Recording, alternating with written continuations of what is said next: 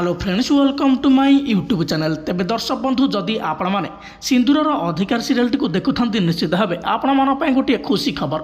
आपण मानकर प्रिय अभिनेत्री इतिंकर मृत्यु होना, से एबे भी जीवित अच्छा हस्पिटाल अच्छा। हस्पिटाल बर्तमान समय ट्रिटमेंट चली बेले अभिनेत्री इति यह नहीं मुह खोली से सीरियल अभिनय करेंगे कि ना।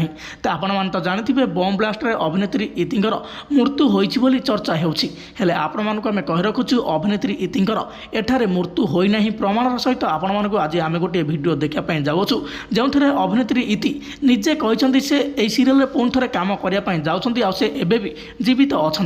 जदि आपण मैंने विषय अधिक अपडेट जानापी चाहते ये भिडियोटी को प्रथम शेष जाए देखूँ। आ भिडियोटी भल लगे आम चैनल को सब्सक्राइब कर पाखे आसुवा बेल आइकन को दबाई दिंतु।